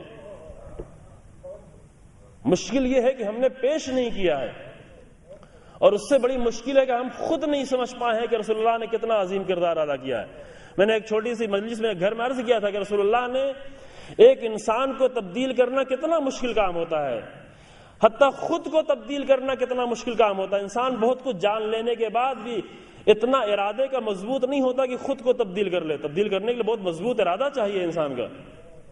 پھر دوسروں کو تبدیل کرنا کتنا مشکل کام ہوتا ہے۔ پھر اگر پڑھے لکھے لوگ ہو تو ان کو تبدیل کیا جا سکتا ہے۔ اگر لوگوں کے پاس لاجک ہو، منطق ہو، عقل ہو، شعور ہو تو ان کو تبدیل کرنا آسان ہوتا ہے، لیکن جن کے پاس لاجک نہیں ہو، جن کے پاس علم نہیں ہو، جن کے پاس شعور نہیں ہو، ان کو تبدیل کرنا بہت مشکل ہے۔ رسول اللہ نے کن لوگوں کو تبدیل کیا ہے؟ اصل رسول اللہ کو جاننا تو یہاں سے آ کر پہچانا رسول اللہ نے کیا کیا ہے۔ رسول اللہ نے عرب کے انتہائی جاہل اور نادان قوم کو، جن کے پاس نہ کوئی لاجک تھی، نہ شعور تھا، نہ عقل تھی، نہ علم تھا، ان کو رسول اللہ نے تبدیل کیا ہے۔ اس پر ذرا توجہ کریں، میں بہت جلدی سے آگے بڑھ جاتا ہوں، اس مطلب کو میں کبھی 1 گھنٹے میں بیان کرتا ہوں لیکن یہاں پہ فرصت نہیں ہے، لیکن اس پہ آپ خود توجہ کریں، یہاں کے جوان توجہ کریں اس مطلب کی طرف کہ رسول اللہ نے کیا کیا ہے، رسول اللہ کا کارنامہ کیا ہے۔ یہ کارنامہ نہ شیعہ اس کی طرف متوجہ ہے، نہ سنی اس کی طرف متوجہ ہے، نہ عرب اس کی طرف متوجہ ہے، نہ عجم اس کی طرف متوجہ ہے، نہ کعبے میں رہنے والے اس کی طرف متوجہ ہے، نہ عرب میں رہنے والے اس کی طرف متوجہ ہے۔ رسول اللہ نے کیا کیا ہے، رسول اللہ نے کیا کردار پیش کیا ہے، رسول اللہ نے کن لوگوں کو تبدیل کیا، کتنا تبدیل کیا ہے، کس قدر وہ جو معمولی باتوں پر 40 سال تک جنگیں کرتے، اتنا خود پرست تھے۔ امام علی علیہ السلام نہج البلاغہ میں کچھ 26-27 خطبہ غالباً ہے، وہاں پہ فرماتے ہیں چھوٹے سے خطبے میں کہ رسول اللہ نے کیا کیا ہے۔ رسول اللہ نے ان کو عربوں کو مخاطب کر کے فرمایا، یا ان اللہ بعث محمد صلی اللہ علیہ وآلہ امینا علی التنزیل نذیرا للعالمین وانتم معاشر العرب علی شر دین وشر دار۔ رسول اللہ نے آ کر تم کو تبدیل کیا، کس کو؟ جن کا دین بدترین دین تھا، جن کا حتی رہن سہن، جن کا گھر بھی بدترین تھا۔ تسفکون دماؤکم تشربون وتقطعون ارحامکم تشربون الکدر وتاکلون الجشب، تمہاری غذائیں بدترین غذائیں تھی، تمہارا پانی بھی پینے کا جو تھا وہ بھی صحیح نہیں تھا، تم پیتے تھے غلط پانی، غذائیں گندی کھاتے تھے۔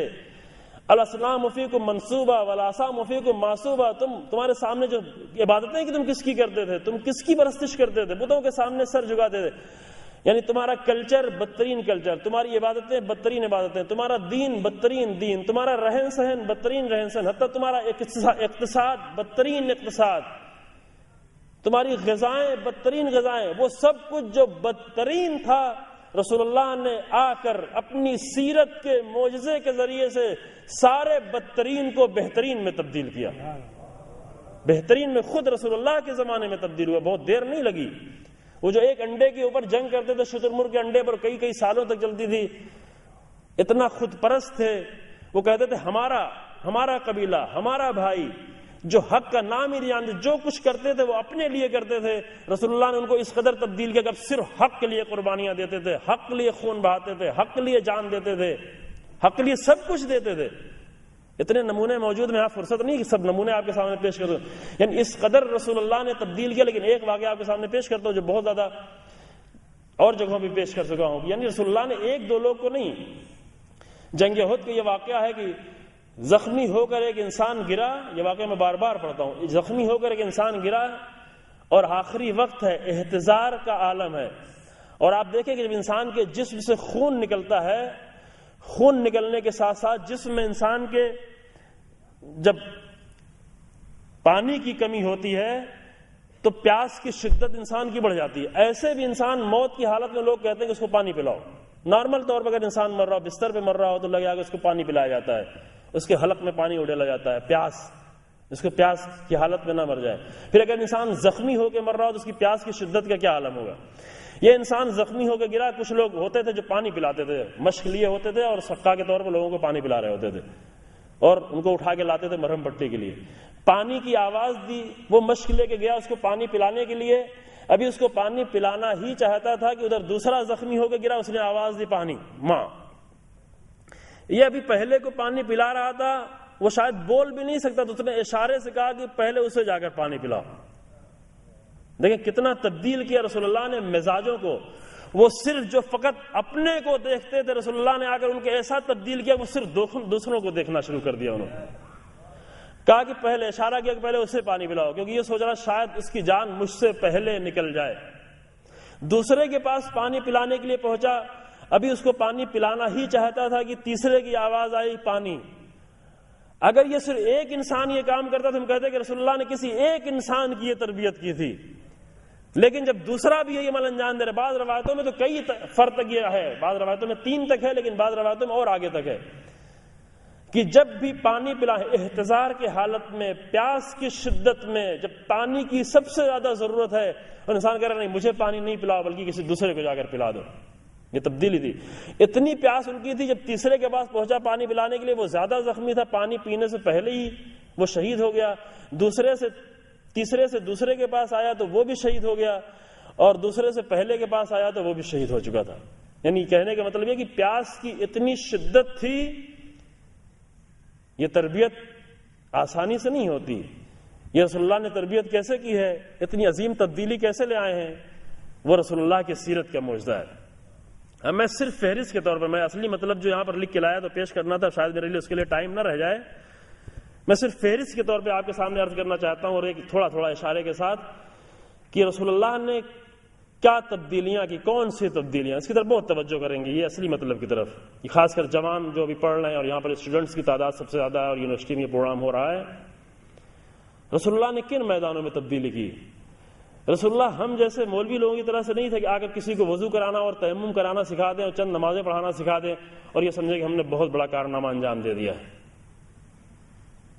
یہ نہیں کیا رسول اللہ نے، اتنا نہیں کیا. صرف یہ بھی رسول اللہ ہی کا کام تھا، یہ بھی رسول نے کیا، لیکن اس حد تک نہیں کہ 4 لوگوں کو ہم نے نماز پڑھانا سکھا دی. رسول اللہ نے زندگی کے تمام اہم مسائل میں، دیکھیں یہ بات کہنا بہت ہی آسان ہے، میں نے آپ کے سامنے عرض کیا کہ تبدیل کرنا کتنا مشکل کام ہے، پھر ایسی قوم کو تبدیل کرنا، پھر کتنا تبدیل کرنا. صرف یہ تبدیل نہیں کرنا کہ انسان جو ابھی بتوں کے سامنے سر جھکاتا تھا وہ اللہ اللہ کہنے لگا، صرف اتنا نہیں. اگر اتنا کرتے تب بھی بہت بڑا کارنامہ تھا رسول اللہ کے، لیکن رسول اللہ نے اتنا صرف نہیں کیا. رسول اللہ نے کیا کیا، زندگی کے جتنے بھی اہم مسائل تھے، یہ نمونہ ہے، ہم سب کے لیے نمونہ ہے کہ جب تبدیلی لانا چاہے تو صرف ایک کام کر کے، چند باتیں کر کے، چند رلا کے، چند ثواب دلا کے اور چند نماز روزے سکھا کے یہ نہ سوچے کہ ہم نے بہت کچھ تبدیل کر لیا ہے. دیکھیں رسول اللہ نے کیا کیا. آج مومن، آج مسلمان، آج شیعہ، آج سنی، آج عرب، آج عجم، آج ہند، سب آ کر دیکھیں کہ رسول اللہ نے کیا کیا اور کیسے کیا. اور یہ ایک نسخہ ہے، یہ ایک نسخہ ہے کہ اس نسخے کو جب بھی اور جہاں بھی اپنایا جائے اس کا اثر ہونا شروع ہو جاتا ہے. جیسے ڈاکٹر نسخے دیتے ہیں تو ایسا نہیں کہ جموں میں یہ نسخہ دیا گیا تو اثر کرے گا اور یہ دوائیں جا کر کشمیر میں کھائی جائے تو اثر نہیں کرے گا. نہیں، نسخہ ایک ہوتا ہے. اس نسخے پہ جہاں بھی حتیٰ نام بھی تبدیل ہو، جیسے بہت ساری دواؤں کے ہی ہوتا ہے کہ دواؤں کے فارمولے ایک ہوتے ہیں، نام الگ ہوتے ہیں، کمپنیوں کے نام الگ ہوتے ہیں، یہاں کچھ اور نام. وہ فارمولہ جہاں بھی جس سرزمین پر استعمال کیا جائے گا اس کا اثر ہونا شروع ہو جائے گا. رسول اللہ نے جو فارمولہ دیا ہے ہمیں تبدیلی کا، اور اصلاح کا وہ فارمولہ جس سرزمین پر استعمال کیا جائے آج اس کا اثر ہو، چاہے وہ گاؤں میں، چاہے دیہات میں، چاہے شہر میں۔ نمونہ میں نے آپ کے سامنے پیش کیا کہ امام خمینی رحمۃ اللہ علیہ نے صرف رسول اللہ کے دیے ہوئے فارمولے کو استعمال کیا تھا، ان کا اور کوئی ہنر نہیں تھا۔ ان کا سب سے بڑا ہنر تھا کہ رسول اللہ کے مکمل فارمولے کو انہوں نے استعمال کر لیا، آدھا نہیں۔ اللہم صلی علی محمد۔ ہماری مشکل یہ ہوتی ہے کہ ہم آگے دین کی تبلیغ تو کرتے ہیں، دین کی باتیں تو کرتے ہیں، چاہے عالم ہو، چاہے عام ہو، چاہے جو بھی ہو، لیکن آدھی چیز پیش کرتے ہیں، ناقص چیز پیش کرتے ہیں، لہذا اس کا اثر بھی بہت ہی ناقص ہوا کرتا ہے۔ امام خمینی نے آ کر مکمل نسخہ پیش کیا، مکمل اثرات، نہ صرف اپنوں میں، نہ صرف ایک ملک میں، بلکہ پوری دنیا میں اس کے اثرات ظاہر ہونا شروع ہوئے اور آئندہ ظاہر ہوتے رہیں۔ میں نے کہا کہ یہ بہت بڑا موڑ ہے جس کے اثرات شاید 100 سال بعد، 50 سال بعد انسان جانے گا کہ کیا ہوا تھا۔ خب رسول اللہ نے کن کن میدانوں میں، رسول اللہ نے سب سے پہلے، یہ نام سنے، توجہ کریں، جوان جو لکھ رہے ہیں اس کو لکھیں اور اس پر غور کریں، چونکہ میں زیادہ یہاں بیان نہیں کر پاؤں گا، اس میں ہر پہلو پر پوری گفتگو کی ضرورت ہے، پوری تقریر کی ضرورت ہے۔ رسول اللہ نے علمی اور معرفت کے میدان میں ایک میدان جو رسول اللہ کی تبدیلی کے میدان تھا، جو عظیم انقلاب، رسول اللہ انقلاب لائے۔ یہ انقلاب کون سا انقلاب تھا؟ بنیادی انقلاب، جو ہمارے برادر بزرگ نے بیان کیا کہ بنیادیں مضبوط کریں، البتہ وہ بھی ضروری ہے جو میں نے آپ کے سامنے پیش کیا۔ بنیادیں کس طرح مضبوط کی جاتی ہیں؟ بنیادیں مضبوط کرنے کا طریقہ ہمیں خود رسول اللہ نے بتایا۔ رسول اللہ نے کیا کیا؟ ایک تو علم و معرفت کی دنیا میں انقلاب پیدا کیا۔ ایسے عرب کہ جہاں پر مدینے میں صرف 14 لوگ پڑھنا لکھنا جانتے تھے اور مکے میں صرف 17 لوگ پڑھنا لکھنا جانتے تھے، رسول اللہ آئے اور انہوں نے علم کے لیے ایک ایسا انقلاب پیدا کیا کہ پوری دنیا میں علم وہیں سے آگے بڑھا، سب علم کی طرف دوڑنے لگے۔ اتنی حدیثیں رسول اللہ کی ہمارے پاس کیسے آئیں؟ جب لوگ پڑھنا لکھنا نہیں جانتے تھے، رسول اللہ نے یہ انقلاب پیدا کیا تھا کہ لوگ یاد کرتے تھے، حفظ کرتے تھے، لکھتے تھے۔ فرمایا قید العلم بالکتابہ، علم کو کتابت کے ذریعے سے قید کر لو، علم جانے نہ پائے۔ اسلام قرآن کی پہلی آیتیں، سب سے پہلی 5 آیتیں جو قرآن کی نازل ہوئی، دیکھیں اسلام کیا ہے اور اللہ نے کیا دیا ہے۔ سب سے پہلی 5 آیتیں جو قرآن کی نازل ہوئی، اس میں 2 مرتبہ اقرا کا لفظ ہے، یعنی پڑھو، اقرا یعنی پڑھو، 2 مرتبہ۔ 3 مرتبہ علم کا لفظ آیا ہے، 1 مرتبہ قلم کا لفظ آیا ہے۔ اقرا باسم ربک الذی خلق، اقرا باسم ربک الذی خلق، خلق الانسان من علق، اقرا وربک الاکرم الذی علم بالقلم وعلم الانسان ما لم يعلم۔ 3 مرتبہ علم کا لفظ آیا، 1 مرتبہ قلم کا لفظ آیا، 2 مرتبہ اقرا، پڑھو پڑھو پڑھو۔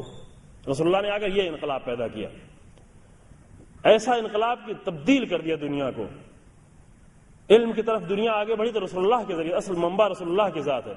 البتہ میں نے عرض کیا کہ 15ویں صدی کے بعد جو ایک دوسرا موڑ آیا، علم تو آگے بڑھا لیکن رسول اللہ کی تعلیمات کے مطابق آگے نہیں بڑھا، تو ایک بہت بڑی مشکل دوسری آئی، اور جس کے ہم پوری دنیا بھی جس سے دوچار ہے، وہ یہ کہ علم کا پورا مقصد تبدیل ہو گیا اور علم ہی تبدیل ہو گیا۔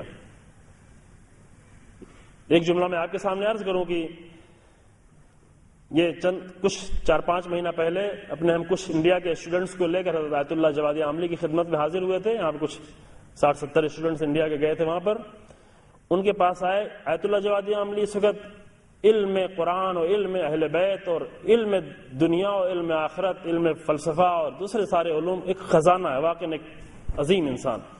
انہوں نے ایک نصیحت کی تھی ان جوانوں کو، مجھے یاد آیا کہ یہاں پہ سب اسٹوڈنٹ بیٹھے ہوئے ہیں، ان کے سامنے ضرور ان کا جملہ یہ پیش کروں۔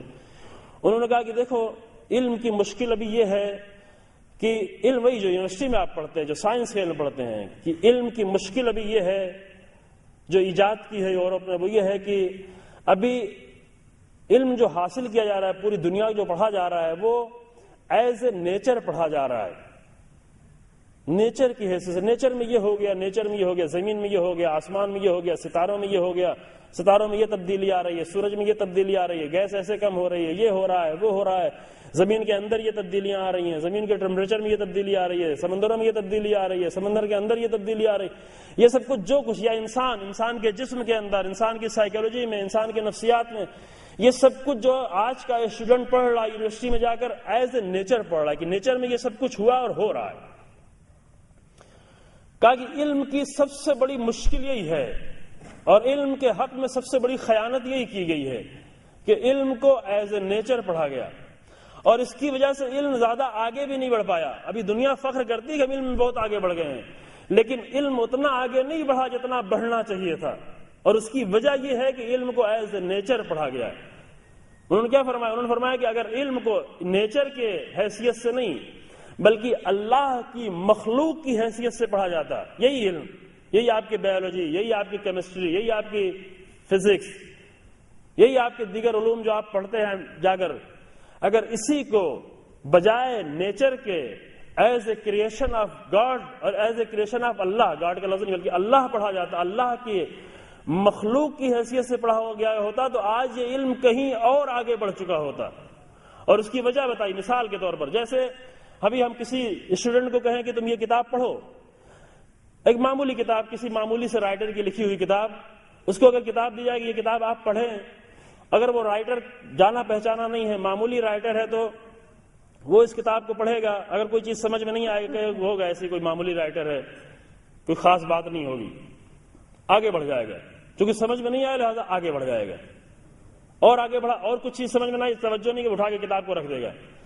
لیکن اگر اسے ایک کتاب دی جائے جو مثلا سقراط کی کتاب ہو، جن کو ہم سقراط کہتے ہیں اردو میں، افلاطون کی کتاب جس کو آپ انگلش میں پلیٹو کہتے ہیں، یا ایرسٹوٹل کی کتاب ہو، یا ابیسینا کی کتاب ہو، یا ملا صدرہ کی کتاب ہو، اگر ایسے عظیم انسانوں کی کتاب پیش کی جائے، امام خمینی کی کتاب پیش کی جائے، اور اس کو کوئی چیز سمجھ میں اگر نہ آئے تو وہ یہ کہہ کے نہیں آگے بڑھ جائے گا کہ چھوڑو یہ ایسے ہی کسی کے لکھا ہو، نہیں معلوم کس نے لکھا ہے، آگے بڑھو، نہیں، وہ کہے کہ چونکہ اتنے بڑے رائٹر نے اس کتاب کو لکھا ہے تو مجھے سمجھ میں نہیں آیا ہے، اس میں کچھ نہ کچھ راز ضرور پوشیدہ ہے، ہم کو سمجھ میں نہیں آیا، لہذا اس کو سمجھنے کی کوشش کرے گا، خود غور کرے گا، خود فکر کرے گا، خود سمجھ میں نہیں آئے گا تو استاد کے پاس جائے گا، ٹیچر کے پاس جائے گا، پروفیسر کے پاس جائے گا کہ ہم کو سمجھ میں نہیں آئے، آپ مجھے بتائیں کہ اس میں کیا راز پوشیدہ ہے، کیونکہ معمولی رائٹر نہیں ہے، حتماً کچھ نہ کچھ راز پوشیدہ ہے۔ ہم جب نیچر کے اعتبار سے اس علم کو پڑھتے ہیں تو ہم نیچر کہہ کے آگے بڑھ جاتے ہیں، نیچر میں یہ چیز سمجھ میں آتی ہے تو ٹھیک ہے، سمجھ میں آ گئی، اس کا فائدہ، جو چیز سمجھ میں نہیں آتی چھوڑو، نیچر میں ہو گیا ہوگا، کیونکہ پیچھے کوئی عقل تو نہیں ہے، اس کے نیچر میں عقل تو نہیں ہے، ہو گیا ہوگا، کسی طرح ہو گیا ہوگا۔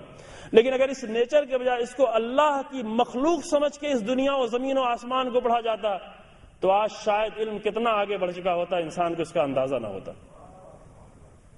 یہ اس پہ توجہ کریں اسٹوڈنٹس، اور الحمدللہ ابھی کوشش جاری ہے، چونکہ جنگ انقلاب کے بعد 8 سال تک جنگ ہوتی ہے، جو مشکلات تھیں یہ کام نہیں کر پائے، لیکن ابھی 4-5 سالوں سے تہران کی یونیورسٹیز میں اور ایران کی یونیورسٹیز میں اس میدان میں، یعنی علم کے رخ کو تبدیل کرنا، علم کو ایز اے نیچر پڑھنے کے بجائے اللہ کی مخلوق سمجھ کے پڑھنا، اور وہی لوگ ابھی علم کو آگے لے کے بڑھ رہے ہیں۔ ابھی کوشش الحمدللہ جاری ہے اور بڑے پیمانے پہ جاری ہے، اور اگر بڑے پیمانے پہ یہ کام ہوا تو نہ صرف عالم اسلام بلکہ پوری دنیا کو، پوری انسانیت کو علم کے میدان میں فائدہ ہوگا انشاءاللہ۔ یعنی انقلاب کے اثرات بعد میں ظاہر ہوں گے۔ یہ حدیث ہمیں یاد آ رہی ہے، یہاں پر پہلے بھی سنا چکا ہوں گی، حدیث میں وسائل الشیعہ میں معتبر حدیث، کئی جگہ یہ حدیث بیان ہوئی ہے کہ فرمایا کہ کتنا بھی علم آگے بڑھ جائے لیکن امام زمان کے ظہور تک اگر علم کو 27 پارٹس میں تقسیم کیا جائے تو امام زمان تک علم کا صرف 2 حصہ کشف ہو چکا ہوگا، باقی 25 حصے امام کے ذریعے سے اور امام کے زمانے کے لوگوں کے ذریعے سے کشف ہوں گے، کیونکہ وہ علم کو ایز اے نیچر نہیں پڑھ رہے ہوں گے، اللہ کی مخلوق کی حیثیت سے پڑھ رہے ہوں گے۔ یہ حدیث موجود ہے ہمارے، لہذا اس طرف آنا ہے، بہرحال انسان کو اس طرف آنا ہے۔ تو ایک تو تبدیلی جو رسول اللہ نے پیدا کی علم کی دنیا میں، تبدیلی میں واقعی زیادہ نہیں گفتگو کر سکتا، واقعی شاید میرا وقت گزر بھی رہا اور شاید گزرنے والا ہو، کہ واقعی اس کو بہت بیان کرنے کی ضرورت ہے کہ کس طرح علمی تبدیلیاں رسول اللہ کی زبان سے جو علم نکلا اور علمی نورانیت نکلی، اس نے کس طرح پوری دنیا کو نورانی کیا، اور اگر وہی نورانیت آج باقی رہی ہوتی جو رسول اللہ دے رہے تو شاید دنیا کہیں اور نورانی ہو چکی ہوتی۔ یہ بعد کے آنے والے لوگوں نے اس نورانیت میں دوسری چیزیں شامل کر دیں، لہذا علم وہاں تک نہیں پہنچ پایا، حتیٰ مغربی دنیا کا علم نہیں پہنچ پایا جہاں تک اس کو پہنچنا چاہیے تھا۔ تو رسول اللہ نے یہ کارنامہ، پھر رسول اللہ کے بعد امیر المومنین علیہ السلام جو شہر علم کا دروازہ امام صادق علیہ السلام کسی حد تک آپ کے سامنے کبھی کبھی پیش کیا ابھی فرصت، رسول اللہ نے علم کے ذریعے سے کیا کیا، علم کے ذریعے سے جنگ لڑی ہے. دیکھیں رسول اللہ جنگ لڑنے والے ہیں. جنگ کون سی جنگ؟ رسول اللہ نے اپنے علمی اقدامات کے ذریعے سے جہل کے خلاف، جہالت کے خلاف جنگ لڑی، شرک کے خلاف جنگ لڑی. چونکہ توحید کے خلاف اگر کوئی انسان جاتا ہے تو جہالت کے نتیجے میں، اگر علم ہو تو انسان کبھی مشرک ہو ہی نہیں سکتا. خرافات کے خلاف رسول اللہ نے جنگ لڑی. یہ اتنے بھی خرافات ہمارے یہاں نظر آتے، خاص کر ہم جس ماحول میں رہتے ہیں وہاں خرافاتی کی پوری دنیا ہے، پورا دین ہی خرافات کی بنیاد پر ہے. یہ خرافات حقیقت بھی اس لیے ہے کہ علم نہیں ہمارے پاس ہے اور ہمارے پڑوسیوں کے پاس علم نہیں ہے. اگر علم ہوتا تو خرافات ہمیں نظر نہ آتے. علم کے ذریعے سے رسول اللہ نے جنگ لڑی ہے، جہالت کے خلاف، شرک کے خلاف، خرافات کے خلاف. دوسری بڑی تقدیری، جلدی آگے بڑھتا ہوں لیکن اس پہ بہت غور کریں گے، میں نے خالی آپ کے سامنے فہرست بیان کی ہے.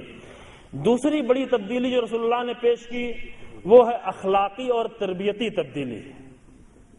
اخلاق انسان کا اور تربیت انسان کی. بد تربیت ترین لوگ، بے تربیت ترین انسانوں کو آ کر رسول اللہ نے با تربیت بنا دیا، نمونے بنا دیے، تاریخ کے نمونے بنا دیے. البتہ اس میں بہت سارے اصحاب شہید ہو گئے. رسول اللہ نے جو جنگیں لڑیں بہت سارے لوگ گزر گئے اور شہید ہو گئے جن کو رسول اللہ نے تبدیل کیا تھا.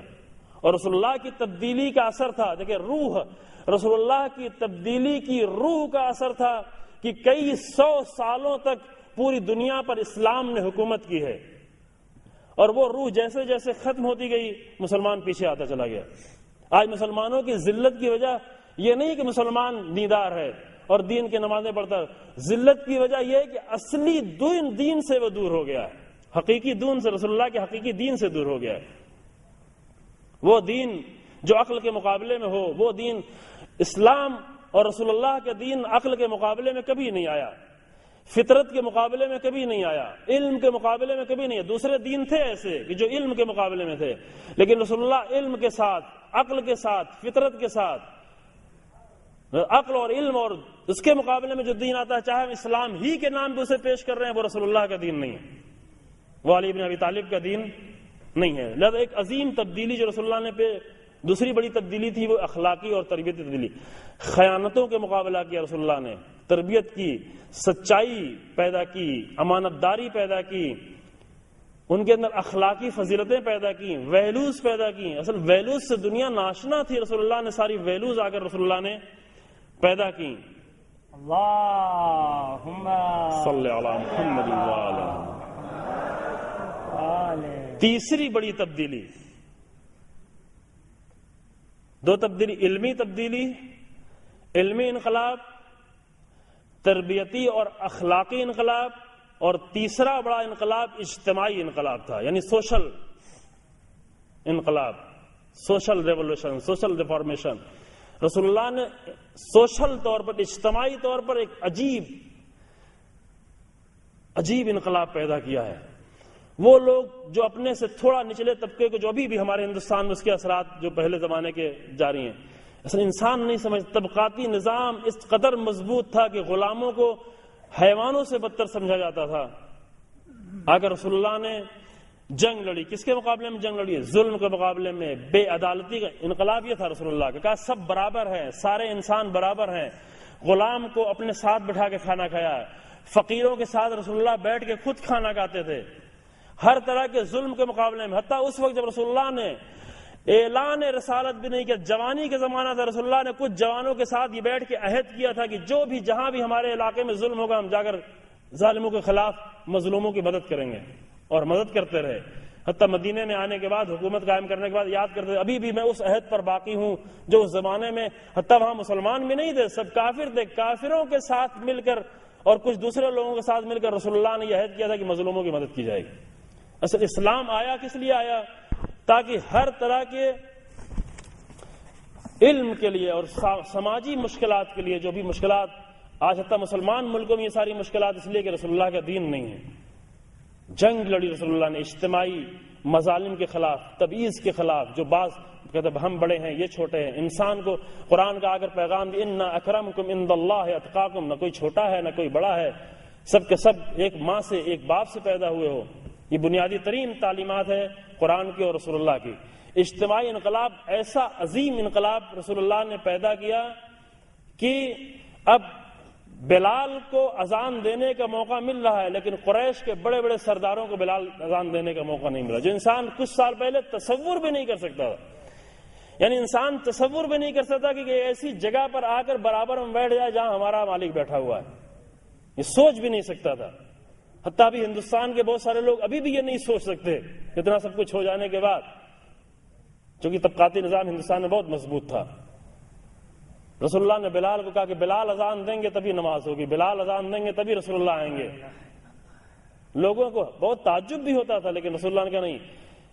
غلاموں کو لشکر کے سپہ سالار بنایا. یہ رسول اللہ نے یہ کارنامے انجام دی. یہ معمولی واقعہ، ہم کبھی کبھی اس کو ایک معمولی واقعہ بیان کر کے اگر بیان کرتے تو بیان نہیں کرتے، اگر بیان کرتے ہیں تو ایک چھوٹا سا واقعہ بیان کر کے رسول اللہ نے یہ کیا تھا، رسول اللہ کا کام تھا، یہ کہ نہیں، یہ رسول اللہ کا ایک عمل نہیں تھا، یہ رسول اللہ کی ایک تربیت تھی قیامت تک کے لیے. یہ انسانوں کو رسول اللہ نے شرف دیا تھا. یہ سوشل طور پر اتنا بڑا انقلاب رسول اللہ نے اس جہالت کے ماحول میں پیدا کیا تھا.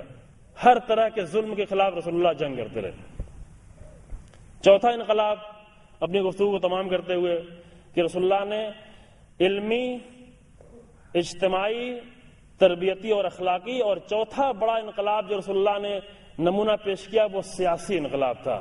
سیاست کو عام طور سے دین سے جدا سمجھا جاتا ہے. یہ بھی ایک مغربی دنیا کی سازشوں کے نتیجے میں، چونکہ سیکولر سسٹم کے لیے ضروری ہے کہ دین کو وہ دور رکھے، کیونکہ سیکولر سسٹم چل ہی نہیں سکتا جب تک کہ دین کی کوئی حیثیت.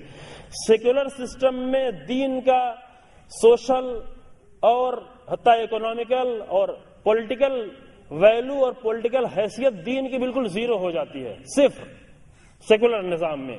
اور خاص کر سیکولر نظام اگر لبرل بھی ہو تو اس میں تو بالکل ہی تباہی ہے، کیونکہ لبرل سیکولر نظام میں لبرل کا مطلب یہ ہے کہ دین آگے کہتا ہے کچھ چیزیں واجب ہیں، کچھ چیزیں حرام ہیں، کچھ چیزیں مستحب ہیں، کچھ چیزیں مکروہ ہیں. دین نے یہ کہا کہ یہ واجب، یہ حرام، یہ مکروہ، یہ مستحب، کچھ مباح ہے. دین یہ پیش کرتا ہے. لبرلزم کا کہنا کیا ہے؟ لبرل یعنی سب آزاد، سب کچھ آزاد ہے. سیکولر میں پھر بھی کسی حد تک گنجائش ہے، جا کر مسجدوں میں تم نماز پڑھ لو. لبرلزم میں اس کی بھی گنجائش نہیں. یہ سسٹم ہے دنیا کے، اور یہ وہ سسٹم ہے جو آج شکست کھا چکے ہیں. سیاسی نظام تو پہلے ہی شکست کھا گئے تھے، اقتصادی نظام بھی آج دنیا میں شکست کھا گیا. آج دنیا دیکھ رہی ہے کہ آج یونان کی کیا حالت ہے، آج اسپین کی کیا حالت ہے اقتصادی نظام میں، اکنامیکل نظام میں. آج اٹلی کس طرف جا رہا ہے، آج فرانس کن مشکلات میں دوچار ہے، آج پرتگال کی کیا حالت ہے، آج خود امریکہ کی کیا حالت ہے کہ 16,000 ارب ڈالر کا مقروض ہے آج امریکہ. اتنی بڑی تعداد انسان کے لیے سوچنا بہت مشکل ہو جاتا ہے. آج ان سارے ملکوں کی کیا حالت. اپنے اقتصادی نظام میں بھی ناکام ہو چکے ہیں، پولیٹیکل نظام میں پہلے ہی سے ناکام تھے. پولیٹیکل نظام ہی کا نتیجہ یہ ہے کہ ایک طرف دنیا کا 80% دولت اور سرمایہ 4-6% لوگوں کے ہاتھوں میں ہے، اور 80% لوگ بھوکے مر رہے ہیں. پولیٹیکل نظام یہی ہے آج دنیا کا. پولیٹیکل نظام یہ ہے، اور اقتصادی نظام یہ ہے. اقتصادی نظام یہ ہے کہ سرمایہ کہاں جا رہا ہے، کہاں خرچ ہو رہا ہے، دولت کہاں خرچ ہو رہی ہے. آج افریقہ بھوک سے مر رہا ہے. آج بہت سارے ملکوں میں لوگ واقعی بھوک سے مر رہے ہیں، اور کچھ لوگ ایسے ہیں جو اتنا کھا رہے ہیں کھانے کی وجہ سے مرے جا رہے ہیں، جانتے نہیں کیا کریں، کہاں خرچ کریں. خوب یہ اقتصادی نظام تھا. پولیٹیکل نظام کی کمزوری آپ دیکھ رہے ہیں پوری طریقے سے. آج شکست کھاتا چلا جا رہا ہے، اور دنیا محسوس کر رہی ہے کہ ہمیں کچھ اور چاہیے ہے. ابھی وہ جو وال اسٹریٹ سے آواز اٹھی ہے، ٹھیک ہے، مار کے دبا دی گئی ہے آواز، لیکن یہ آواز ہمیشہ کے لیے ختم ہونے والی نہیں ہے. وہ جو کہتے ہیں وی آر 99%، ہم 99% لوگ ہیں، ہمارے اوپر ظلم کیوں ہو رہا ہے؟ صرف 1% لوگ اپنی خواہشات کو پورا کرنے کے لیے 99% لوگوں پر ظلم کیوں کر رہے ہیں؟ یہ آواز اٹھ رہی ہے اور دنیا میں پھیل رہی ہے، اور بہت تیزی سے پھیل رہی ہے. ابھی ممکن ہے مار کے تھوڑی دن کے لیے دبا دیا جائے، لیکن یہ آنا ہے. اور یہ جب ختم ہوگی، یہ سارے نظام ختم ہوں گے، سامنے ایک نظام صرف ہوگا. اور وہ کون نظام ہے؟ وہ وہی اسلام کا نظام ہے، جہاں اقتصاد میں بھی عدل دیکھتا ہے، پولیٹیکل میں بھی پالیسی میں بھی عدل دیکھتا ہے، سماج میں بھی عدل دیکھتا ہے، اخلاقی تقاضوں میں ہر جگہ انصاف دیکھتا ہے. البتہ مسلمان نہیں، ابھی مسلمان نہیں وہاں، اسلام وہ ہے. مسلمان تو بہت بدتر حالت میں ہے، اور ہم بھی اور بہت بدتر حالت میں ہیں. ہمارے ایک بزرگ ہیں وہاں پہ تہران، وہاں قم میں بھی پڑھاتے ہیں، ٹیونسیا ملک جہاں انقلاب آیا وہاں کے رہنے والے ہیں، وہ اہل سنت تھے اور شیعہ ہو گئے بہت پہلے، تقریباً 35 سال پہلے شیعہ ہوئے، اور وہاں سے بہرحال ان کو وہاں نکلنا پڑا۔ وہ آ کے ہم لوگوں سے کہتے تھے درس میں کہ اچھا ہوا کہ ہم نے تم لوگوں کو پہلے نہیں دیکھا تھا، شیعوں کو، اچھا ہوا کہ ہم نے تم لوگوں کو پہلے نہیں دیکھا تھا، پہلے ہم نے شیعت کو پہچانا تھا، پہلے ہم نے شیعہ علماء کو دیکھا تھا، تمہیں پہلے نہیں دیکھا تھا، ورنہ اگر تمہیں دیکھتے تو ہم کبھی بھی شیعہ نہ ہوتے۔ تو ممکن ہے کہ بہت سارے لوگ مسلمانوں کو دیکھ کے کہیں کہ مسلمان اس حالت میں ان کو دیکھ کے کبھی کوئی مسلمان ہونے کی سوچے بھی نہیں، کہ بدترین حالت، واقعی بدترین حالت ہے۔ خوش نہ ہو کچھ لوگ کہ ہمارے پاس یہ کچھ ہے۔ رسول اللہ نے، بس آخری گفتگو، رسول اللہ نے سیاسی تبدیلیاں، سیاست جہاں صرف اپنے اقتدار اور اپنی عزت کو بڑھانے کے لیے تھی اور ظلم کرنے کے لیے تھے، اپنی خواہشات کو پورا کرنے کے لیے، رسول اللہ نے اگر پورا سیاست کا کنسیپٹ تبدیل کیا، کہا کہ سیاست صرف مردم اور انسانوں کی خدمت کے لیے، سیاست کا مقصد اور حکومت کا مقصد فقط انسانوں کی خدمت ہے۔